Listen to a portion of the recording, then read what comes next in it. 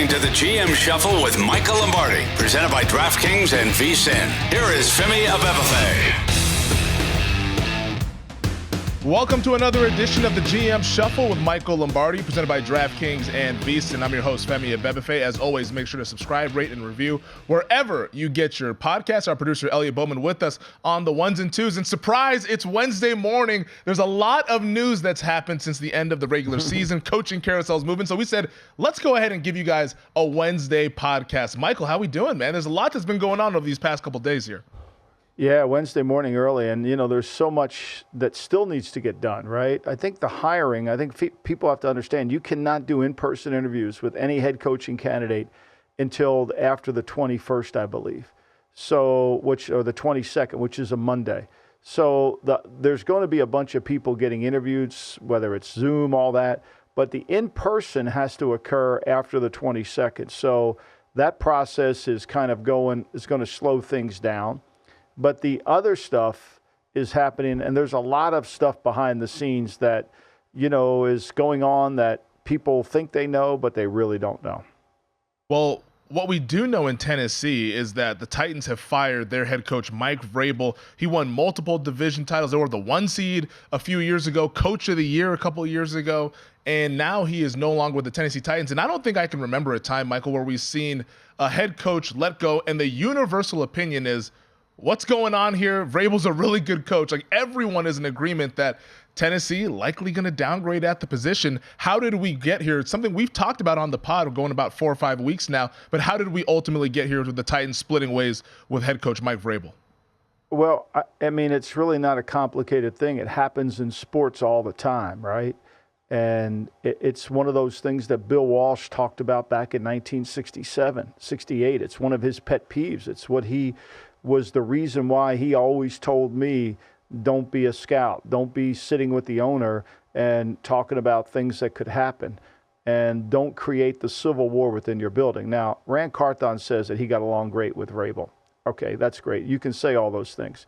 If that's true, if that's really true, and you believe that wholeheartedly, then you as a general manager would say, I can't get rid of him. He's too good of a coach. Right? He's too good of a coach. Like, I got to make this work. Like, I can't replace him, right? There's a great scene in Mad Men when they're taking over the company, and they're all sitting in the room. And you remember that? I don't know if you watched the show, the English guy that came in. He kind of was in charge of it because the British firm put him in. And when they decided to kind of leave the firm, that Roger and Don Draper and the old guy, they all sat in a room, and they included him, and Roger's like, well, I don't want to take him. He's been the enemy for so long. And one of the guys said, can you do what he does? And the answer is no. So we're taking him with us. You can't do it, right? Who are you going to get to do what Vrabel does? And to me, if you're Rand Carthon and you really understand your job, you can't. So don't tell me everything was perfect. Don't tell me there was harmony. Because there couldn't have been. There had to be some kind of way where there was internal strife. And it was natural because Amy Adams Strunk, she created it. All right, let's go back in time. They fire John Robinson, okay? He wants Ryan Cowling to be the general manager. She listens, she interviews him, and then she listens to other people outside her building. She brings in and she hires Rand Carthon. I don't know Rand Carthon. I'm not saying he's not qualified. I have no idea. But he's coming in from a different platform. He's coming in from a different way of seeing the game than Vrabel. And so, and that's a hard thing to do. And if you want to have your voice, if you want to have this 50-50 split, which she talks about, that's pretty hard to do. It's pretty hard to do.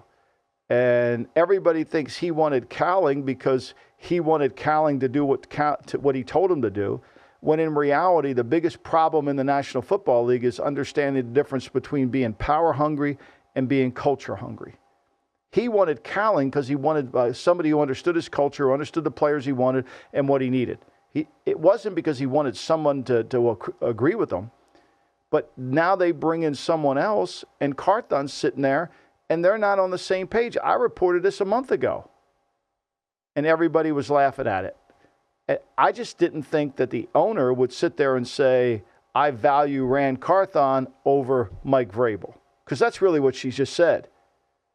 Because I thought she would say, okay, let's figure out a way to make this work. Let's figure out a way to make this work. And she made it work. She gave the power to Rand Carthon.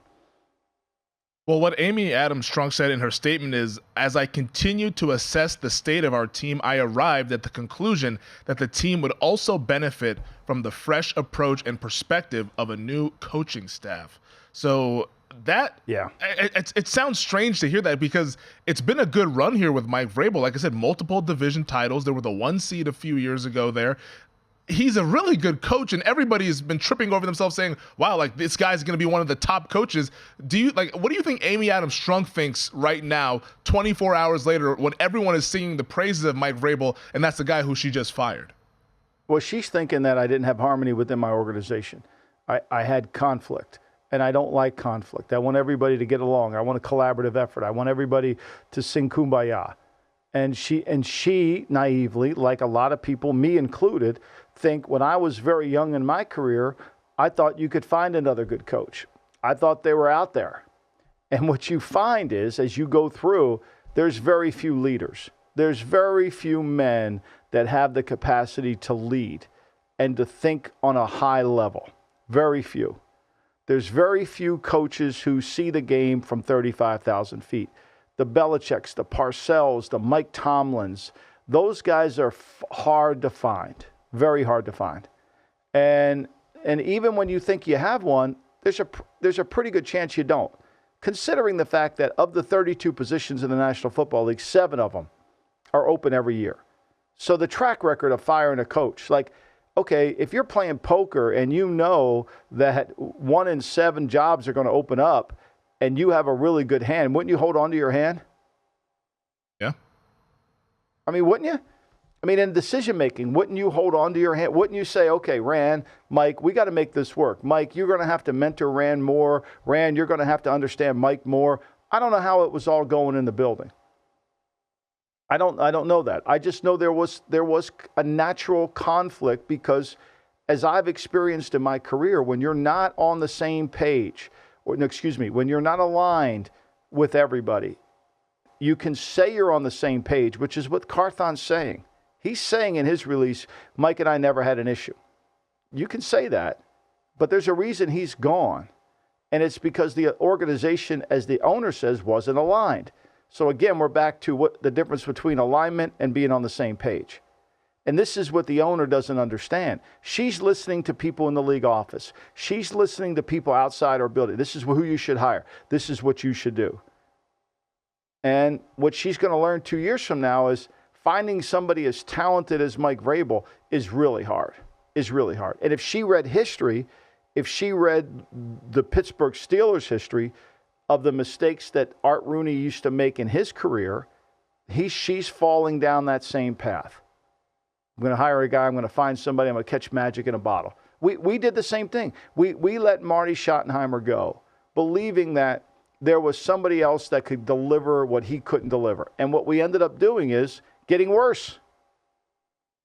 Like, it was the dumbest thing we could have ever done. Dumbest thing we could have ever done. He was a really good coach. But what happens is because you have so many years working together, the stubbornness, the ego, nobody wants to change. Nobody wants to give in. And I think that Amy Adams, I think she felt like Vrabel was the Tennessee Titans. He was, when you said Tennessee Titans, you said Vrabel. I think she wanted to bring her team back to her. She wants her organization back. She wants her franchise back is what she wants here. And I always think about this because we've talked about this all throughout the season, how some of these owners listen to the league office. They listen to the insiders, all these outside sources. And I always think about the Marv Levy quote, the head coach of the Buffalo Bills. And he said, when you start listening to people on the outside, you'll start sitting with those people. It's like you got to have a plan and have your own ideas. And it feels like a lot of these owners here, they really take in a lot of information from some people who don't really have all the context that's needed to go ahead and make good decisions. None of it. And they really don't understand what they're doing. They think naively, like we all do when we start out in this profession, you can find a coach. No, you can't. Yeah. You just really can't. It's hard. It's hard to find a global thinker. It's hard to find a coach who understands the difference between strategy and tactics, right? It's hard to do that. You know, I mean, look, Shane Steichen's a really good coach, but he's going to get fired in 4 years if he doesn't understand how to become a head coach, because you can only last so long as a play caller. Okay, so it's the same thing. You know, D'Amico Ryans is going to continue to grow into becoming a head coach. He's going to continue to do that. That's going to be really important. So I think that there's this naivete. And so what you'll see is she'll bring other people in and they'll interview and they'll have it and they'll sing Kumbaya and everybody will be sitting there. And they will slowly start to get away from the Vrabel program. And all of a sudden, those close games that they used to win start to go away. But the biggest issue in the press release, Femi, is what she said about having a great young quarterback. I saw that. You tweeted about that, and there was people in your mentions. I just read some of the replies, which can be dangerous at times. But I read some of the replies, and people were like, they have the QB settled. And it's like, I don't know which games they were watching to where they think that they'd have the QB settled. Like, I know we've never been big Levis fans, and I wanted to give him a chance there, and he had a good debut when they played in Atlanta. But after that game, it's been a roller coaster at best here. And there's no quarterback on the Tennessee Titans that you could think of long-term, at least from what I've seen. Well, I think Rand Carthen thinks that. Right? I think this is what this is what we opened up this block talking about. This is where Walsh used to say he's on the field coaching, the owner's sitting next to the general manager. He's telling the general manager, you know, how good the players are. They go out to dinner, have 2 martinis, the coach is still working, and, you know, the owner and the GM are talking about how good their team is, and the coach is killing them. You don't think this happens. And some owners trust guys they have complete blind faith in them. They do, you know, and I think there has to be a balance. It's hard, you know, like it's hard to not criticize the coaches, but also criticize the development. You got to be really delicate. You have to be really honest with yourself. Which is very strange because Vrabel's been there for quite some time and has delivered results. And Rand Carthon's been the general manager for 1 year. But I guess if Rand Carthon has the ear of Amy Adams Strunk, he's got the ear, and he was able to win out in this battle here. We'll talk more about this because there's a lot more meat on the bone. We'll also get into some other coaching news here on the GM Shuffle.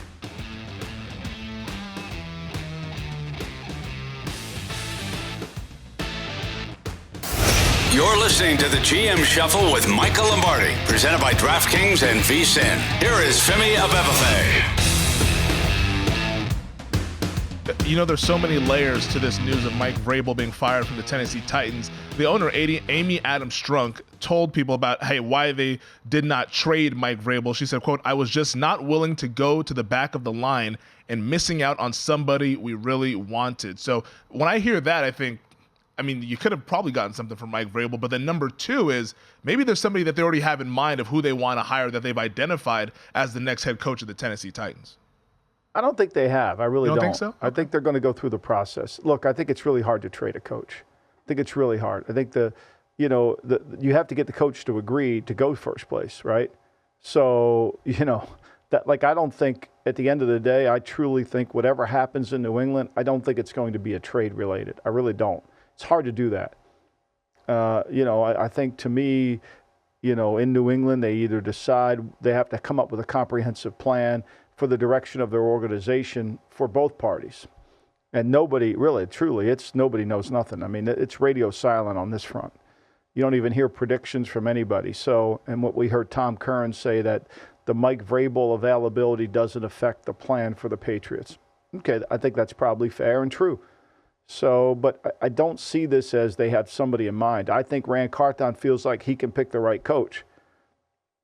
And I'm sure Amy Adams feels like they can pick the right coach. So, they're confident that there'll be enough candidates out there that what they can do.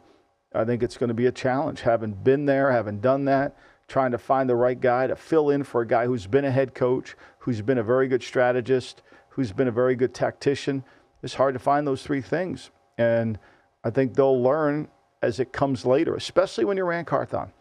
See, when you're the personnel guy, you rely on the head coach for player development. This goes back to the conversation before we hit the break.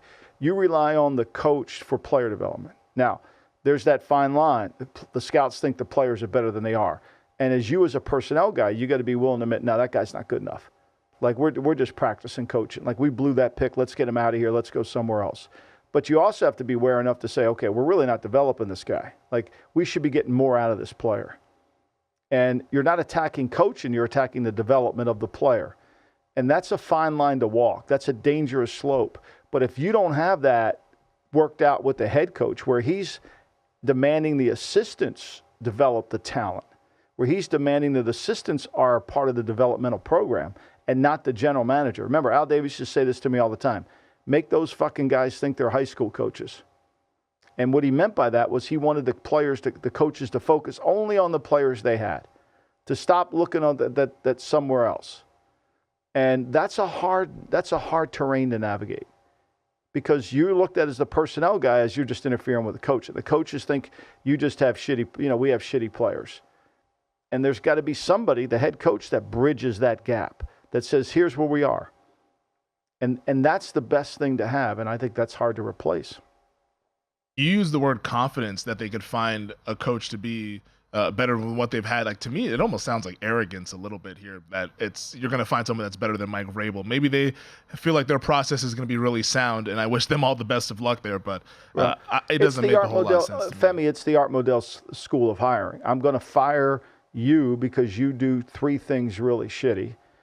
And even though you do 50 things really well, I'm going to fire you, and I'm going to hire Joe Schmo over here who does those 3 things you don't do very well, good. But then he only does 10 things well. And then 2 years from now, you realize you're minus 40. Yeah. Good luck. For Vrabel, though, a lot of people yesterday were making the connection, and it's hard not to, because, of course, he played there, went into the Patriots Hall of Fame earlier this season. If we get the eventual Belichick-New England split here, is that Vrabel's landing spot, Foxborough going back home to be the coach of the New England Patriots, or could somebody else jump in here and kind of cut the line and try to go ahead and get Mike Vrabel's services? Well, Mike's represented by Neil Cornrich, and so is Bill Belichick. And so if Bill does leave New England and that job is available, Mike will have as much information on what the situation is. But there's also other places. I mean, there's the Raiders. Why not the Raiders? I mean, Tom Brady knows Mike Vrabel as well as anybody. I'm sure when he sees that Vrabel was available, I'm sure Tom has as much respect for Vrabel as I do. And I'm sure if he has any involvement with the Raider organization in terms of who's going to be the next coach, you got to think about that. Arthur Blank has got to be thinking about it too. I mean, he's watched this guy coach. So I think it's easy to connect dot A to dot B, but I'm not sure that for Vrabel, that may be the best situation. Maybe he finds something better. Maybe it's Washington. Maybe it's Carolina. I don't know. Maybe it's the Chargers. Got a ready-made quarterback with the Chargers. That'd be a pretty nice location to land there in Southern California. Again, it's going to be, when you get fired like Vrabel did because of your perceived interest in being power hungry, when in reality you're culture hungry, when you get fired for that, the next place you go to, I promise you, will allow you to, the negotiation will not be over money. It'll be over how much control do I have of my culture? Okay? How much control do I have of my culture? If I don't have that, I'm not coming. It's the same conversation Jim Harbaugh's going to have. Right now, he is the CEO of Michigan football. Why would he relinquish being the CEO of his team and building his culture, which ultimately won a national title because of the connectivity of the team, the talent of the team, and the way they fought together? Why would he give up all that responsibility to take a job that he left, that he left San Francisco because they were taking away his culture? Remember? Yeah. That was the feud. It's the same. History repeats itself, right? The same thing that happened in San Francisco is now happening in Tennessee. Trent Baalke was there. They kind of didn't agree on things. Okay. The ownership agreed with Baalke. Jim went somewhere else. Successful. Baalke hired Jim Tomasula because you can find another guy. That didn't go over. Then Chip Kelly. That didn't go over. And then everybody got fired, and then comes Kyle Shanahan. You see how it goes? Yeah. And it cycles through, and now Balky's in Jacksonville, where things things might be headed that way as well. How about the latest though on Bill Belichick? Obviously, everyone's been watching and wondering what's going to happen in New England with him. What's the timeline like? I know there was a report that came out earlier this morning said that Belichick went ahead and told the rest of the coaches to kind of take that postseason break here. So it feels like we're a little bit in limbo here. What's the latest on what's going on in New England with Bill Belichick? I mean, this is truly, I think it's radio silent. I think it's radio silent by all parties. I think there's been meetings. I think there was a meeting on Monday. I heard there was a meeting on Tuesday. I can't confirm that. I don't know. I think it's a series of ongoing discussions. And I'm sure there is it's the Festivus, right? There's an airing of grievances, right? You know, one side, the Crafts I'm sure they have things that they don't like. I'm sure Bill has things he doesn't like. And so is there going to be a some form of settlement? I don't know, because I don't think anybody really knows what's in the mind of the head coach and what's in the mind of the owner. You know, one thing about Bill is very, very, I don't want to say secretive, but Bill is very guarded about certain things in his life that he only keeps to himself. Even his closest friends don't know. So he's not a talker. He's not going to just kind of ask. And if you're a friend of his, you know that you don't ask a subject that you know unless he brings it up to you, you're really not going to talk about it. You know? That you kind of understand. If you understand him, you understand how to work the friendship. And so I think to me, he's doing what he feels is in the best interest of what he wants to do, just like the Crafts are going to do what they want to do. So I would expect at some point we're going to get a resolution by the end of the week. And if we do, I'm sure we'll talk about it in the Lombardi line, and we'll talk about it here, and we'll post it on the Shuffles podcast feed. So the discussions that are going on right now, this is just put us in the room for that. Like, is it Bill convincing Kraft about, hey, here's what my plan would be going forward, or is it just kind of like, all right, like assessing what happened and how we got here? Like, what's going on in those conversations?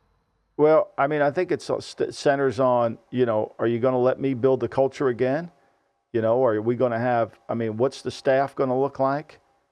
You know, are we going to do, you know, how you want somebody to come in and run personnel? Who's that? Again, this is all hypothetical.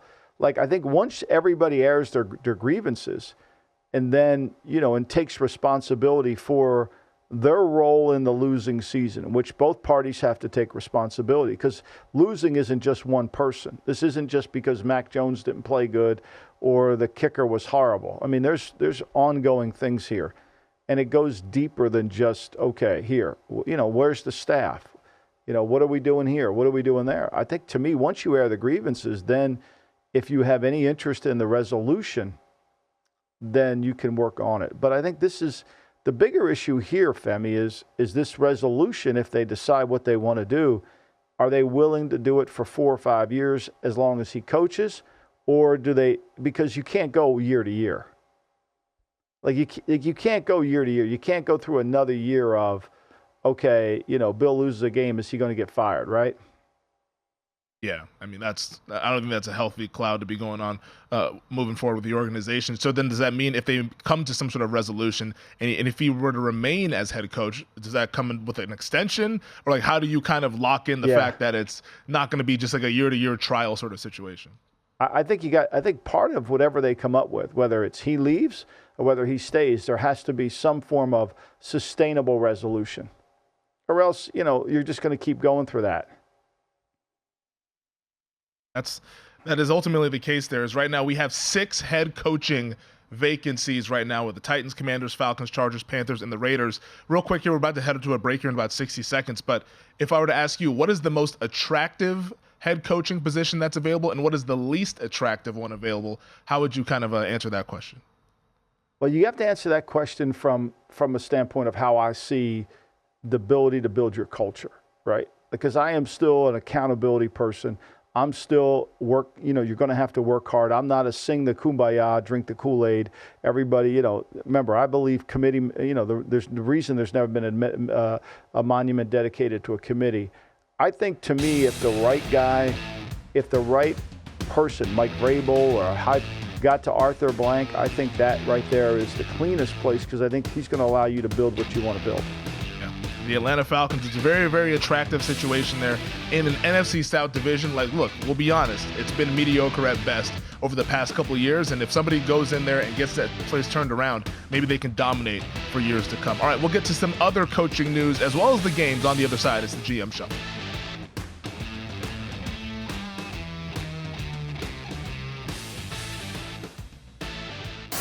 You're listening to the GM Shuffle with Michael Lombardi, presented by DraftKings and VSiN. Here is Femi Abebefe. So right as we were getting ready to hit record on the pod, we got the news from Chicago that the Bears have fired offensive coordinator Luke Getsy and members of his staff. So the Chicago Bears will be going in a different direction moving forward. But also with that news, head coach Matt Eberflus will remain as the head coach for Chicago heading into 2024. He'll still be the defensive play caller, but he is also expected to hire an actual defensive coordinator. So he'll have to hire an OC as well with Luke Getsy gone. And when you read into this, obviously Eberflus is safe going forward. What does this mean for the rest of that offense there now that Getsy's gone? Is the quarterback also gone as well eventually? Well, this kind of tells you maybe they think it was Getsy's fault why the quarterback wasn't playing well. I mean, look, let's face it here. Getsy's the sacrifice bunt. You know, you remember in The Sopranos, which, by the way, Femi, today is Yes. It's 25 years. The show came out January 10th, 1999. Happy anniversary. In the anniversary, the episode All Due Respect. This is at the end of season 4 or season 5. Season 5 it was. You know, where Tony Blandetto kills Phil Leotardo's brother Billy, and then they're going to go after Chrissy. And Chrissy's the sacrifice bunt. So Tony's going to either give up Chrissy or he's going to have to give up Tony B. And he ends up killing Tony B. It's one of the great scenes at the end when he's sitting there with Johnny Sack in the backyard, and, you know, they're having this meeting in the morning, dressed impeccably at the 6 o'clock meeting, Tony is, and then he has to run home through the woods and the bears in the backyard. Love it. But Getsy was the sacrifice bunt. I mean, you know, I mean, look, let's face it. Eberflus wanted to keep his job, and now he's rearranging his staff. Okay. I mean, I think, could he find somebody better than Getsy? Good luck. Good luck. Maybe he can. You know, maybe he will. I don't know. You know, I'm not trying to defend Getsy here, but if you think Getsy's the reason why Justin Fields wasn't playing well, I think we have to have another conversation. Well, is there a chance that they just clean house offensively? Like maybe they don't believe in Getsy and maybe they don't believe in Fields. Like they just wanted a clean slate with the number 1 overall pick if they eventually take a quarterback. I think that could be true. Like I don't want to read anything more into it than Getsy's a sacrifice bunt. Yeah. Like they need to change their offense. And obviously Ryan Poles is going to stay. Eberflus is going to stay. They have the first pick. They have a great amount of assets. So the continuity that they wanted to have is going to be good. Continuity is good if you got the right people. I think Eberflus did a remarkable job of what he was able to do to hold the team together.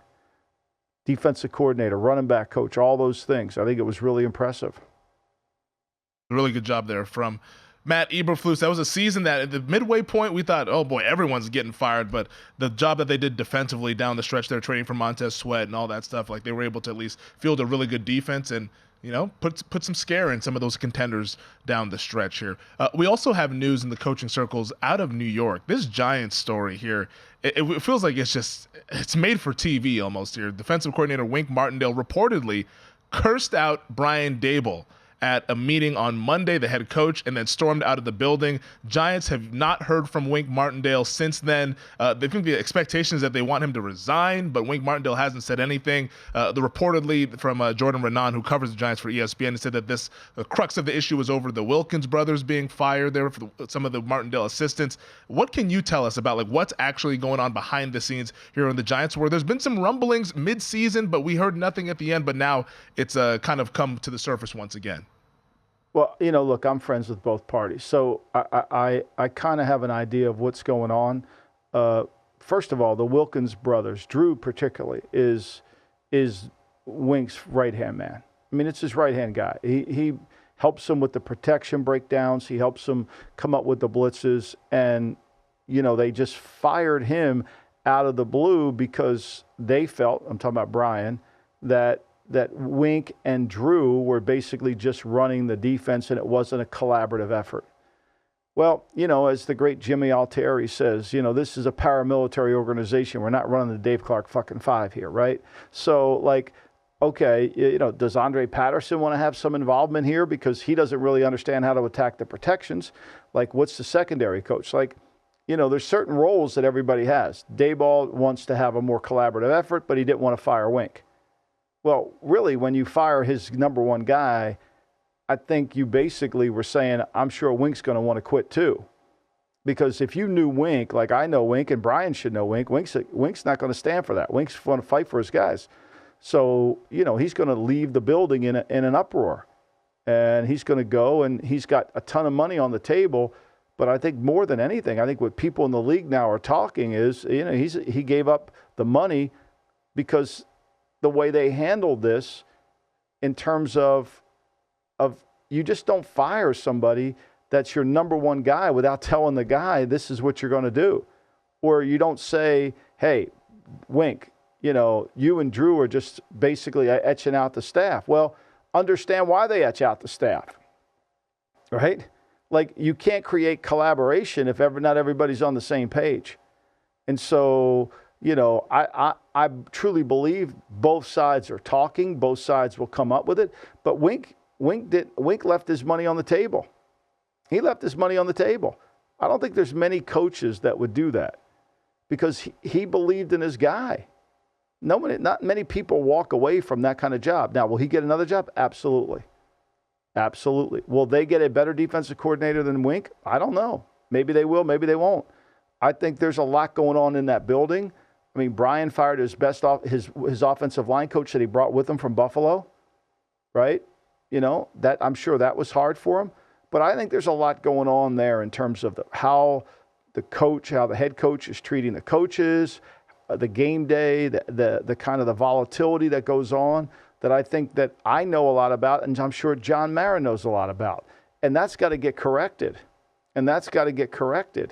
Because you can't have that. And as a leader, Brian being the leader, there's got to be a little bit of poise, understanding, and communication. And now you could say, well, maybe he communicated it to Wink. Maybe he did. Maybe he did. But to me, if you were there and you knew Wilkins is the most valuable guy, I mean, I've had Wink tell me the guy should be a defense coordinator, and you fire him without telling Wink you're going to fire him, what do you think the reaction is going to be? Exactly. Yeah, there can be communication, but if the communication is the end point, then it's no communication. It's you know what I mean? You can't just be, hey, I communicated. I told him that he's gone. What? Since we're on the 25th anniversary, I mean, if you don't tell Gloria you're going to be late, you're going to get a London broil thrown at you, right? She's going to react to it, right? And so, if you want to be cavalier and just show up when you show up, you're getting a London broil coming down the street. Wink threw the London broil. Wink walked out. Now, look, everybody that goes in there now is going to trust me, behind the scenes, whatever gets reported, and I'll be called an idiot and a giant hater, but whatever gets reported, everybody's going to know what's going on in the building. And you're going to have to be aware of that. But you said that Wink is walking away from his money because he has 1 year left on the contract from what I read, $3 million that he's owed. Do you think he ultimately resigns, or does this end with the Giants firing Wink Martindale and then he still collects his money? No, I think he's going to resign. I think really probably the conflict is I'm sure they don't want him to go to Philadelphia. Because I know reliably, that Philly has the ultimate respect for him, that Jalen Hurts has ultimate respect for him, that his blitzes create problems for them. And so if you know that, and I know way more than what I'm saying, if you know that, you don't want him to go down, and you don't want him to attack Daniel Jones the way he attacks Hurts, so you want to keep him out of the East. So that there's the debate. You can go, we'll replace you, but we don't want you going to Philly. We don't want you going to Washington. We don't want you going to Dallas. Dallas would hire him in a minute. Yeah. If Dan Quinn leaves, he gets a head coaching job, he'll be the DC in Dallas. You don't want that. That's why they don't want to fire him. That's why they want to come up with a settlement. We're going to settle, and it's not going to involve money. It'll be you can only go to these teams, or you cannot go to these teams because that are listed. The rub here is they hold a year of his contract. Yeah. So now he could go back in the building and do the George Costanza thing and start taking the Super Bowl trophies and moving them around the parking lot and get fired or fired for cause, and then he doesn't get paid, but he's fired. Like, it gets ugly then, right? It gets ugly. But here's where the real issue is, right? When you fired Drew Wilkins, when you fired him, you knew there was going to be a chain reaction. This is second-order thinking. If we fire this guy and we don't tell Wink, what's going to happen? Well, nobody will walk away from that money. Well, what happens if he does? What's the probability? Like, read the book Thinking in Bets. What's the probability? What should happen? You got to feel like the guy relies. You're taking away his number one guy, and you fire him without telling him. You think he's going to go peacefully? You think it's going to be a calm situation? Like, think about it. Okay, how do we handle this? Let's go back to The Sopranos. Leadership. Tony knows Feach Lamont is a problem. He knows he's a problem. Now, he also knows that Richie Aprile, he learned from it. So what does he do? He concocts a way to get Feach back in prison where everybody thinks that Feach just got greedy and busted. Yep. Nobody thinks Tony did anything. That's leadership. That's leadership. He set him up. That's leadership. Because if Tony would have gone in there and just killed Feach, he would have had the same reaction that they're having in New York right now. So I think you got to be, as a leader, you have to be smart. If I make this move, and I'm entitled to make it, I'm not saying Daboll's not entitled to make it. He's entitled to make it. But how you make it becomes very important. And now you're dealing with collateral damage. I mean, to quote my favorite movie, Training Day, it's chess, not checkers, is what you should be playing there as a decision maker from the head coach. But Wink is not the only coordinator there, Michael, that has kind of reportedly had some issues. Also, Mike Kafka. There was stuff about how Mike Kafka hasn't really liked the setup, how Brian Daboll became more involved offensively. Nobody's happy, right? And a lot of it is because of the emotional, and I think, to me, it's how people – you have to, under pressure. See, everybody thinks Belichick's a wild maniac. On the sideline, he never raises his voice. He never yells at anybody. He never threatens to fire anybody on game day. He's never threatened to fire anybody. You can't do that stuff. You can't do that. You got to be able to lead people. You can't be emotional. I know it's Sunday and it's game day, but you got to be calm with poise. Because you know what happens? Your team ends up with no poise. And we saw that in the Sunday Night Football game against Buffalo when Brian Daboll could barely even speak to the sideline reporter after the unable to get the field goal off in the end of the first half there. All right, we'll get to the games as we wrap up the pod here on the GM Shuffle.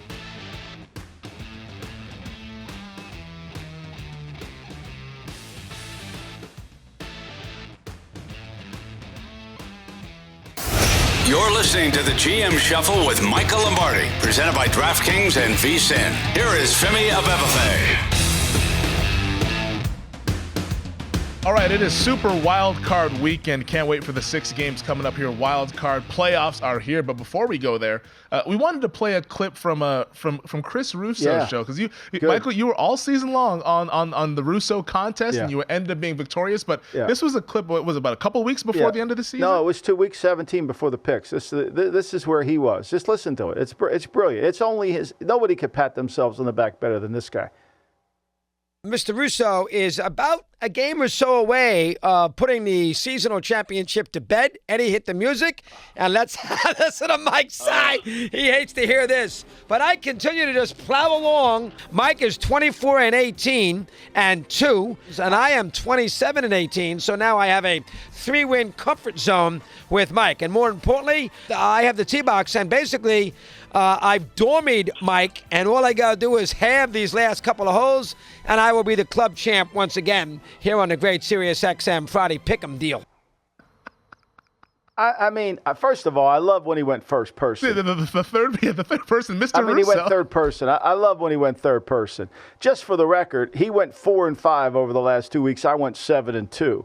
I lost the Raider game by half a point, and I lost the Ram game. I lost the 49ers. I laid the 4, and I lost that game. So I was 7-2 over the last 9 games. Meanwhile, I'm the club champion for the second out of 3 years, just for the record, okay? But nobody gloats more than he does. Nobody, and I love him to death. I love it. I love it. I love it. I love his passion. I love all of it. But, seriously, he expected me to take that slap on the face. He's a showman, that's for sure. There, he said, "I have the tee box, and basically all I got to do is have these couple of holes, and I'll be the club champ." And he didn't. Nobody remembers this. They're way too young. Gene Mauch had a 6.5 game lead with the Phillies here in 1964. It's one of the biggest collapses of all time.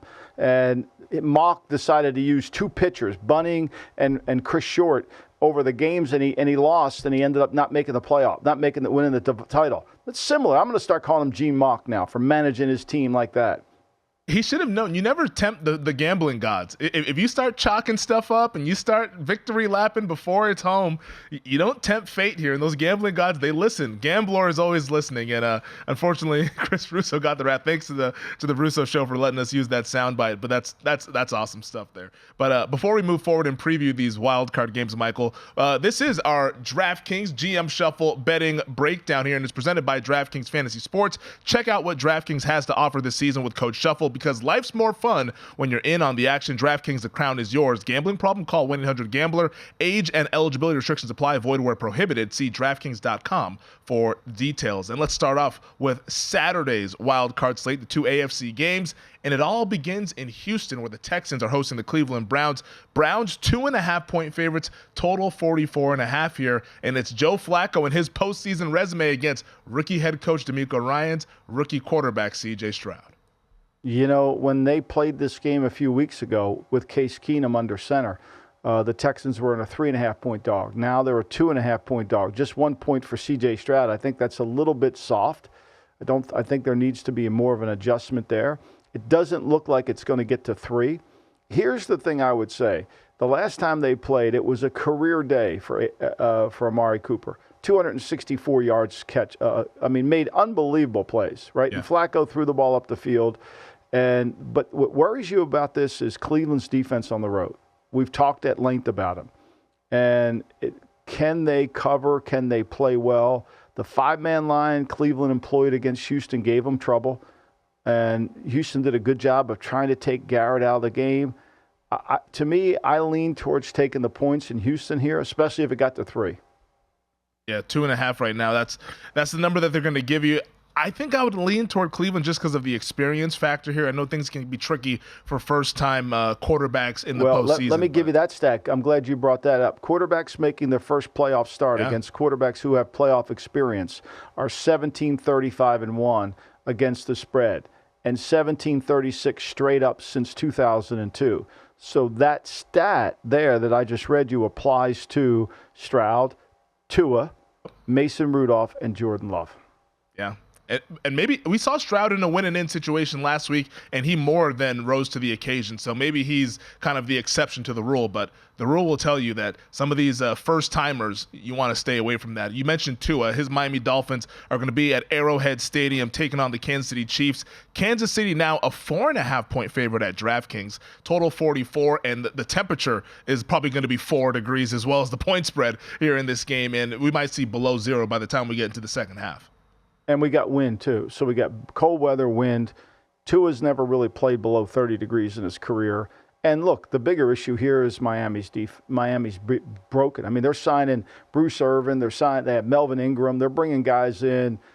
They signed Justin Houston. They've lost Van Ginkel, who nobody counts as a loss, but Van Ginkel was one of their best rushers with Chubb and then Phillips. This is a broken, beat-up team in a bad weather venue. Now, look, I don't think for a moment that the Chiefs have cured their ills because of their win against Kansas City, but I do think they're playing better. They'll play well against this team. 4.5 seems like a lot. I thought it would move, but this is all injury related. Yep, Femi, this is all injury related. Miami comes in decimated. We don't know if Xavier Howard is going to be able to play in this game. Maybe Jalen Waddle, he's not able to go. He's dealing with the high ankle sprain here. And if you don't have any pass rushers against Mahomes, and I know Kansas City has struggled in the pass catching department, but if you don't get to Mahomes and he's playing 5 Mississippi, I don't see it going well. I would lay it if I had to do anything in that game. Well, look, here's the reality, right? We've seen this Miami team whenever they play against good teams, right? Philly, Dallas, Kansas City, Baltimore, Buffalo twice.